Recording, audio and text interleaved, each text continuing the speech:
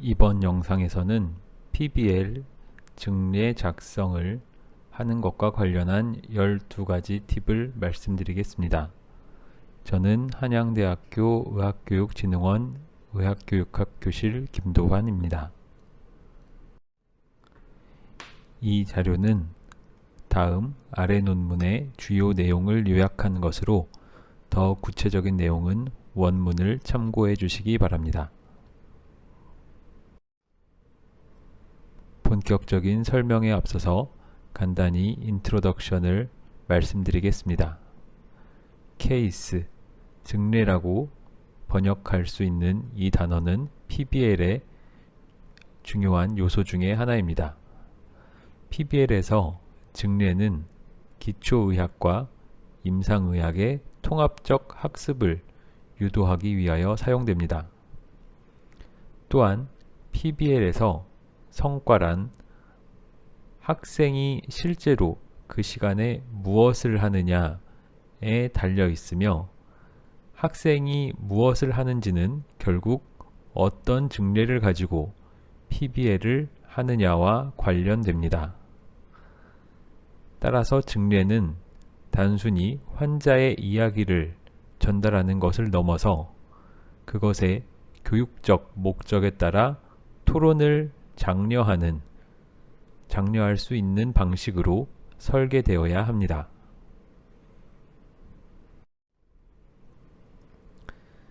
그렇다면 PBL에서 증례를 사용하는 이유는 무엇일까요? 첫 번째는 Authenticity입니다.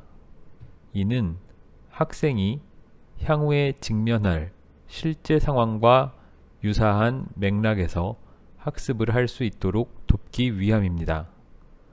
둘째는 리저닝입니다.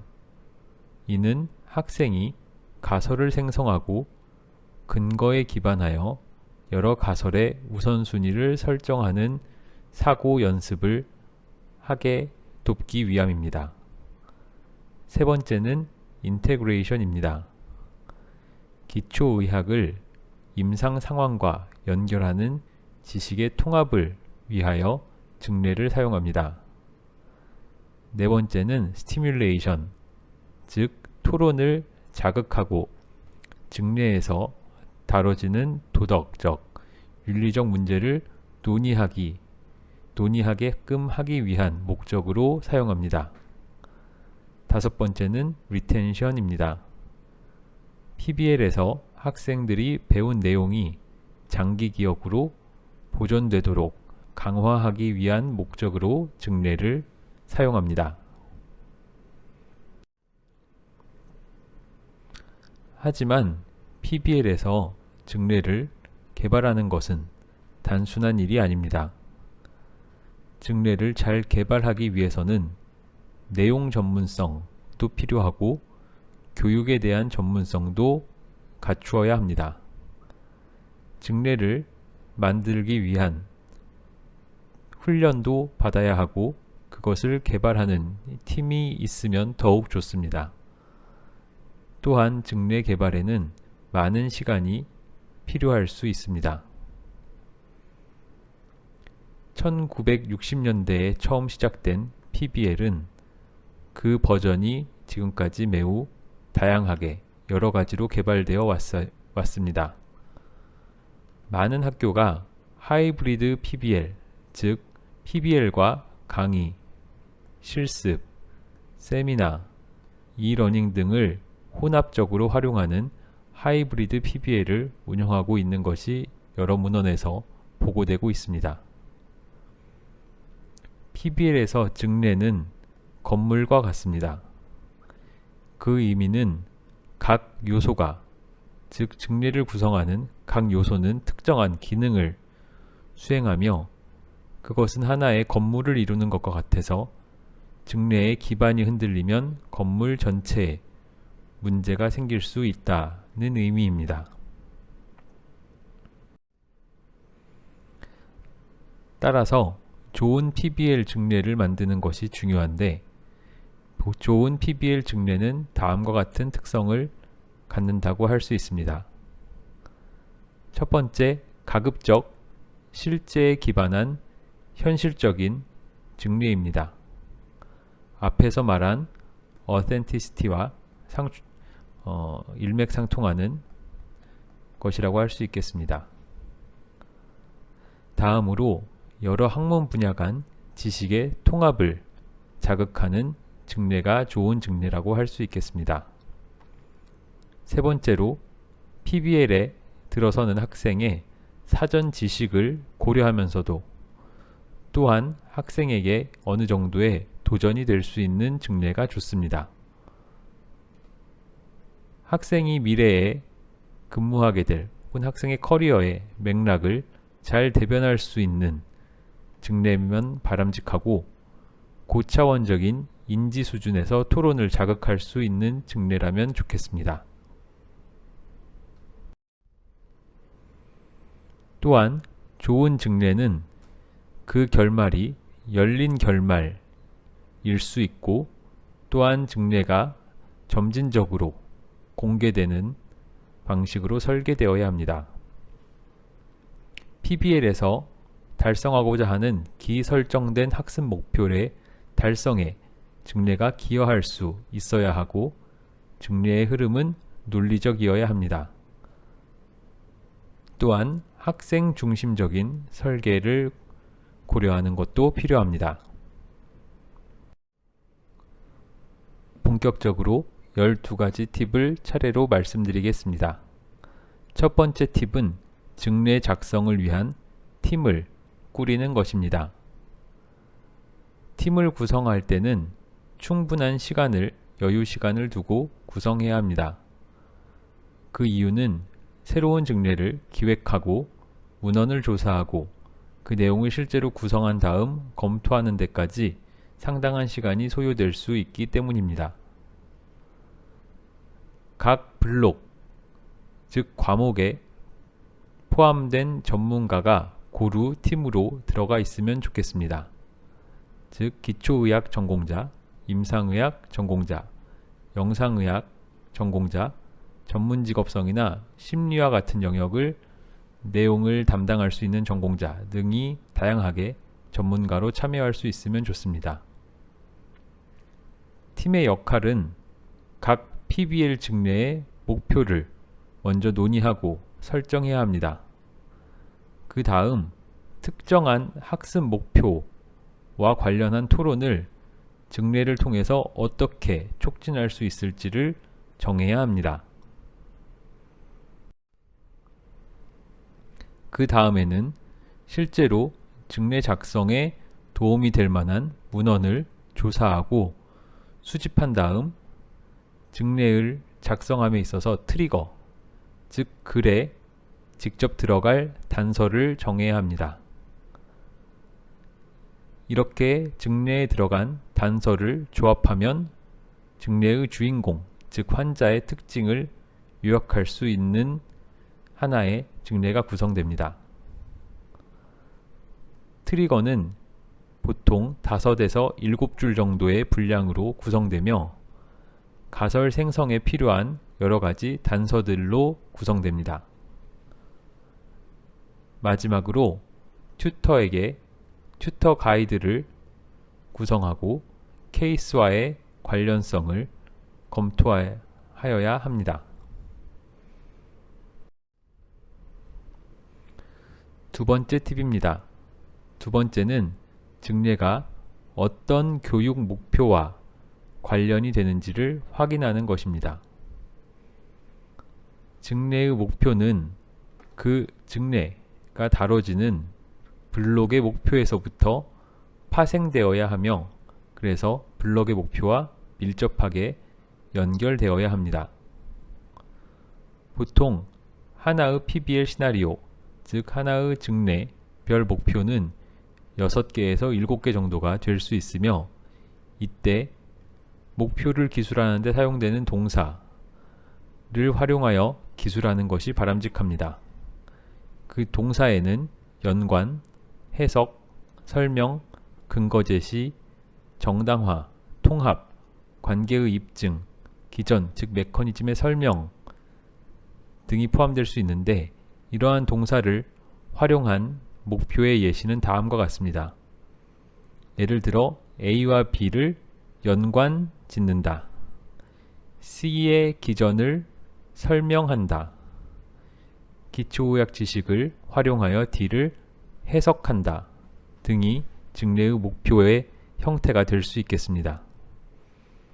또한 하나의 증례에서 기초와 임상, 이에 더하여 전문직업성, 심리, 사회, 도덕, 윤리적 이슈 등이 통합되도록 구성하면 가장 좋습니다. 세 번째 팁입니다. 세 번째 팁은 증례의 템플릿을 만드는 것입니다. 템플릿이란 여러 개의 증례를 개발할 때 하나의 증례가 설계되는 틀, 즉 프레임워크라고 할 수 있습니다. 이 템플릿은 증례의 목표, 트리거, 각 단계에서 제시될 정보의 배열과 같은 것들이 구성 요소로 포함될 수 있습니다. 템플릿을 구성하는 목표는 다음과 같습니다. 첫째, 교육 단계, 즉 학생이 몇 학년이고 어떤 시기에서 학습하고 있는지에 적합하게 설계를 하는 데 유용하고 학생의 자기주도 학습이나 인지적 스킬을 습득하는 것을 촉진하는 방식으로 증례를 구성하는 데 도움이 될 수 있습니다. 또한 두 번째로 여러 개의 증례를 개발할 때 그 각각의 증례가 동일한 설계와 시퀀스를 따르도록 만드는 데 활용 가능할 수 있습니다. 이처럼 증례가 일정한 구조를 갖추게 되면 학생은 보다 큰 자율성을 누릴 수 있습니다. 교육적 원칙을 준수하기 위해서 템플릿이 필요할 수 있습니다. 교육적 원칙을 준수한다는 것은 증례에서 다루는 내용의 타당성과 증례가 추구하는 학습 목표와 증례를 통해서 학생이 경험할 학습 경험이 일관되고 잘 얼라인 되어 있다는 뜻입니다.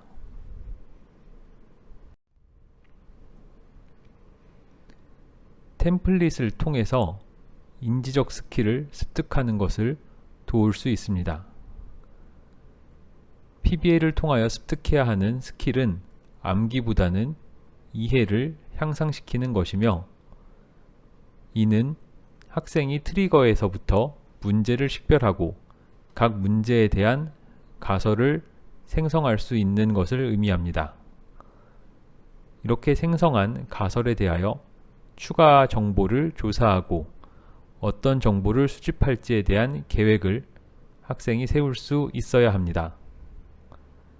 또한 여러 가지 병력, 신체 검진, 검사 결과로부터 얻은 정보의 해석과 가중치를 부여하는 연습을 하여야 하고, 학생은 PBA를 통해서 의사결정을 내리고 불확실성을 다루는 방법을 발달시켜야 합니다.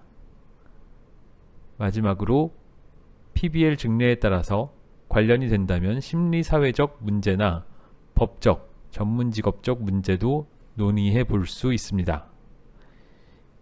이러한 것들이 학생들이 PBA를 통하여 습득해야 하는 인지적 스킬에 들어간다고 할 수 있겠습니다. 네 번째 팁입니다. 네 번째는 통합된 그리고 논리적인 흐름을 갖춘 그리고 진정성 있는 증례를 만들어야 한다는 것입니다. 즉 PBL에서의 증례는 전형적인 사례를 대표할 수 있는 대표성이 필요합니다. 또한 교육과정의 핵심 요소와 연관되어야 하고 실제 사례를 반영해야 하며 과학적이고 논리적이어야 합니다. PBL의 증례는 실제 의료 현장에서 나타나는 환자의 양상이나 지역사회에서의 일반적인 사례, 중요한 병태생리적 현상을 포함하여 구성해야 합니다. PBL에서의 증례가 지나치게 엄격하지 않도록 작성할 필요가 있습니다. 또한 여러 블록의 통합을 촉진하는 방식으로 증례를 구성할 필요가 있습니다.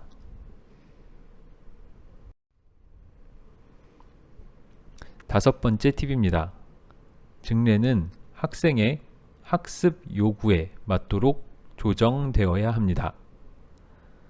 증례는 학생의 요구와 교육과정의 단계에 맞도록 구성되어야 합니다.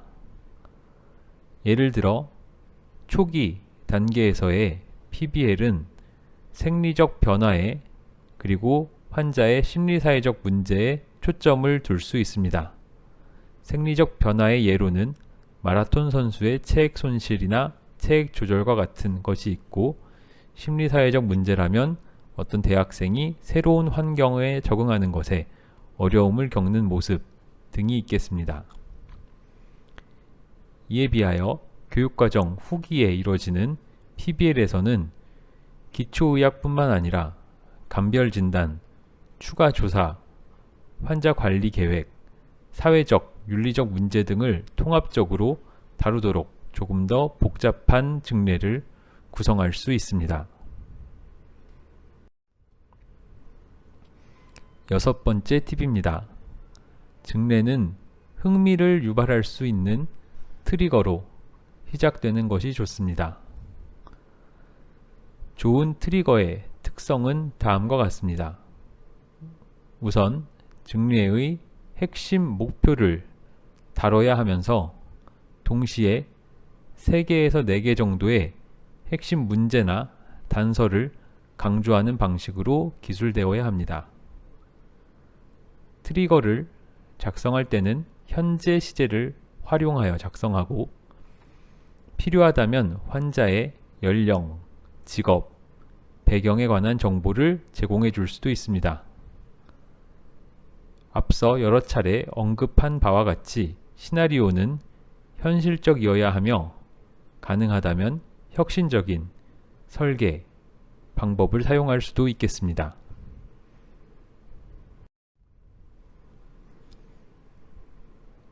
증례나 어떤 검사 혹은 조사 결과를 보여주기 위해서 이미지를 활용하여 증례를 구성할 수 있습니다. 시각적 트리거가 활용될 수 있는데, 시각적 트리거에는 정적 이미지, 즉 한 장이나 여러 장으로 구성된 사진이나 짧은 비디오, 만화, 흉부 엑스레이와 같은 검사 결과, 소아 사례에서 소아가 그린 그림과 같은 것도 시각적 트리거가 될 수 있습니다. 이에 더하여 심장 박동이나 심잡음, 음성장애 환자의 음성, 정신과적 문제가 있는 환자와의 대화 등 음성을 활용하는 것도 트리거의 하나가 됩니다. 이렇게 시각적 혹은 음성 트리거를 활용할 때의 장점은 학생의 관찰 기술을 향상시키는 데 도움이 된다는 것입니다. 학생은 이러한 시각적 트리거에서 증례와 관련된 추가 요인을 발견할 수 있는 기회가 되고, 시각적 트리거를 통해서 문제의 배경이나 상황을 보다 다양하게 제시할 수 있으며, 환자의 중증도를 암시하기 위한 목적으로 시각적 트리거를 사용할 수도 있습니다.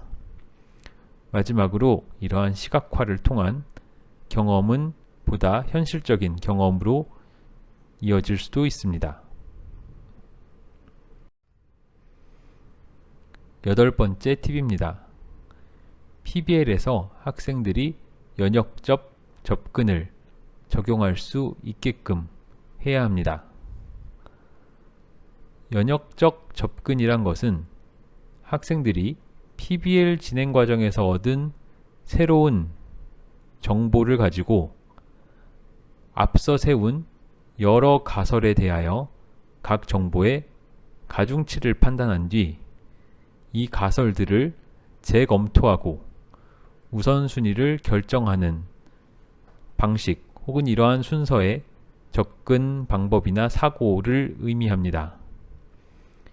연역적 접근이 필요한 이유는 이를 통해서 정보를 수집하는 방법이나 불확실성을 다루는 방법을 익힐 수 있고 근거에 기반하여 자신의 견해를 정당화하는 연습을 할 수 있으며 임상적 의사결정에서 어떻게 과학적 접근 방식이 활용되는지를 연습해 볼 수 있기 때문입니다.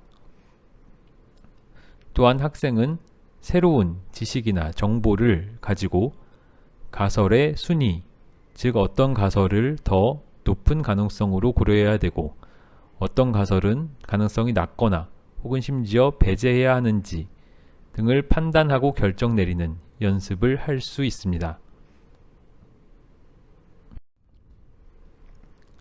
9번째 팁입니다. PBL 증례를 구성할 때는 학습 목표가 잘 표현되는지 확인하여야 합니다. 각 PBL 증례에서 어떤 학습 목표를 다룰지 결정하고 식별하는 것은 PBL 증례 구성의 첫 단계입니다. 다르게 말하자면 증례를 만드는, 작성하는 사람의 역할은 이러한 학습 목표를 증례로 바꾸는 것이고 학생은 PBL에서 이렇게 증례에서 다시 목표, 즉 러닝 이슈를 식별해내는 것이 학생의 역할이 되겠습니다. 따라서 학생이 직접 식별해낸 러닝 이슈, 즉 학습 목표가 당초 증례에서 의도했던 목표와 부합한다면 혹은 일치한다면 그 증례는 효과적인 증례다라고 이야기할 수 있겠습니다. 종종 PBL 종료 후에 이 증례에서 의도한 목표가 무엇인지를 명시적으로 제시할 수도 있는데 튜터가 이렇게 목표를 알려주는 것은 목표가 무엇인지 학생들한테 직접 알려준다, 정보를 제공한다는 측면에서는 긍정적이지만 학생들은 나중에 튜터가 목표를 알려줄 것이라는 것을 사전에 기대하고 의존하게 되어서 철저히 토론을 할 동기가 저하될 수 있는 부정적인 효과도 발생할 수 있다는 사실을 염두에 두어야 합니다. 10번째 팁입니다.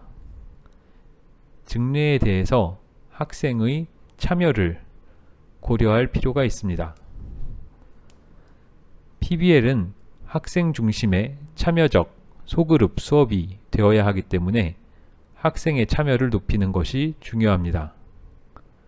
학생의 참여를 높이는 요인에는 자신의 학습 요구와 관련된 문제일 경우에 보다 참여가 높아지고 이전에 자신이 학습한 내용과 증례가 관련이 있거나 거기에 기반을 두고 있을 때 참여가 더 높아지며 학생들 사이에 상호작용이 장려될 경우에 참여가 더 높아질 수 있고 증례의 문제가 자신의 삶과 관련된 심리사회적, 도덕적 문제일 때 더 참여가 높아질 수 있습니다. 증례 자체가 질문이나 연구, 답변, 토론, 불확실성, 의사결정, 협력 등을 유도하는 방식으로 구조화되었을 때 참여가 더 높아질 수 있으며 학생들로부터 학습 혹은 추가적인 연구 활동을 강제하는 약간은 도전적인 상황이 주어졌을 때 학생은 보다 더 참여적이 될 수 있습니다. 또한 학생들이 더 참여적으로 활동하게 만들기 위해서는 러닝 이슈를 만들 때 튜터가 피드백을 제공하는 것이 바람직하나 러닝 이슈를 만드는 것 자체가 튜터 주도의 활동으로 이루어지지는 않게끔 유의하여야 합니다. 11번째 팁입니다. 각 증례에 대하여 튜터 가이드를 만들어야 합니다. 튜터 가이드에는 다음과 같은 내용들이 담기면 좋습니다. 가장 먼저 증례를 통하여 학생이 다뤄야 하는 목표가 무엇인지 설명되어야 합니다. 튜터 가이드에는 증례에 대한 배경 정보를 제시해 주어야 합니다. 배경 정보라는 것은 이 증례가 전체 블록에서 혹은 다른 증례와 어떻게 관련되는지, 이 증례에 포함된 임상적 요소들은 무엇인지, 그리고 이 증례의 문제가 어떤 것에 과학적으로 기반을 두고 있고 어떤 근거와 관련이 있는지 등이 증례에 대한 배경 정보에 포함될 수 있습니다. 튜터 가이드에는 학생의 학습에 도움이 될 수 있는 관련된 추가적 학습 활동의 목록이나 내용이 포함될 수 있습니다. 또한 튜터 가이드에는 주요 용어에 대한 설명과 증례에 포함된 검사에 대한 주요 판독 결과, 그리고 학생들이 토론할 때 튜터가 촉진해 사용할 수 있는 샘플 질문들도 포함하는 것이 바람직합니다. 12번째 팁입니다. 마지막으로 증례를 다 개발하였으면 그 증례를 검토하고 피드백을 받으면 좋습니다. 증례를 검토할 때 던져볼 수 있는 질문에는 다음의 것들이 있습니다. 첫째, 증례는 학생 중심 학습에 초점을 두고 있는가? 둘째, 증례에서 증례의 목표가 잘 표현되고 드러나고 있는가? 셋째, 증례의 흐름이 논리적인가? 그리고 증례는 실제적인가? 넷째, 증례가 학생들이 배운 내용에 기반하고 있는가? 증례는 교육과정의 핵심 주제를 다루는가? 여섯 번째, 증례에 불필요한 혼란을 유발할 수 있는 문법적인 오류나 문제는 없는가? 여섯 번째, 증례가 작성된 방식이 혁신적이고 창의적인가? 이러한 질문을 가지고 증례를 검토해 봄으로써 보다 증례의 퀄리티를 더 발전시킬 수 있을 것입니다. 지금까지의 증례 작성에 관한 12가지 팁을 다시 한번 정리하면 다음과 같습니다. 가장 먼저 증례를 작성할 팀을 꾸리는 것이 첫 번째 팁입니다. 증례를 작성하는 데는 오랜 시간이 걸리기 때문에 충분한 시간적 여유를 두고 팀을 꾸리는 것이 좋습니다. 증례 작성 팀이 구성되면 이 PBL의 증례는 어떤 교육 목표와 관련이 되는지를 먼저 확인하고 식별해야 합니다. 증례의 목표가 정해진 다음에는 모든 증례가 일관적인 형식을 가질 수 있도록 템플릿을 작성합니다. 증례의 내용은 여러 가지 학문 분야가 통합될 수 있고 논리적인 흐름을 갖추며 실제 상황을 잘 반영할 수 있는 진정성을 고려해야 합니다. 증례를 구성할 때에는 학생의 학습 단계나 학습 요구에 맞도록 그 수준과 복잡도를 조정해야 합니다. 증례의 도입부는 흥미를 유발할 수 있는 트리거로 시작할 수 있으면 좋고, 트리거에는 시각적 트리거 혹은 음성 등을 활용하여 구성할 수도 있습니다. 학생들이 증례를 통해서 혹은 PBL을 통해서 연습해야 하는 연역적 사고 혹은 연역적 접근을 적용하고 연습할 수 있게 구성해야 하며, 증례를 구성한 다음에는 거기서 당초에 의도한 학습 목표 혹은 교육의 목표가 잘 드러나고 있는지 확인할 필요가 있습니다. PBL의 특성상 학생이 가급적 많이 참여할 수 있도록 증례를 구성하는 것이 고려되어야 하고, 증례를 다 작성하였으면 여러 튜터들을 위한 튜터 가이드를 만들어야 합니다. 이렇게 만들어진 증례에 대해서는 최종적으로 여러 질문을 가지고 검토하고 주변으로부터 피드백을 받아서 더욱 개선할 수 있습니다. 이상의 팁이 PBL에서 증례를 개발하는 여러 교수님들께 도움이 되기를 바랍니다. 감사합니다.